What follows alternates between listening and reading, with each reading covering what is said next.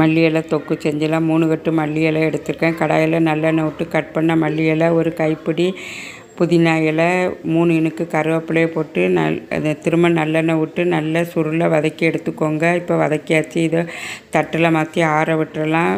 திரும்ப கடாயில் 5 table spoon நல்லெண்ணெய், 1 டேபிள் ஸ்பூன் கடுகு, 1 டேபிள் ஸ்பூன் உளுந்தம்பருப்பு, கருவேப்பிலை, 2 வத்தல், பெரிய எலுமிச்சம்பழம் அளவு புளியை கரைச்சி விட்டுக்கோங்க. அடுப்பை ஆஃப் பண்ணிவிட்டு 3 டீஸ்பூன் வத்தல் பொடி, 2 டீஸ்பூன் கொத்தமல்லி பொடி, 1/2 டீஸ்பூன் மஞ்சள் பொடி, 1 டீஸ்பூன் வெந்தய பொடி, 2 டீஸ்பூன் கடுகு பொடி போட்டு நல்லா மிக்ஸ் பண்ணிக்கோங்க. இப்போ அடுப்பை பற்ற வச்சு மசாலாவை கொதிக்க விட்டுறலாம்.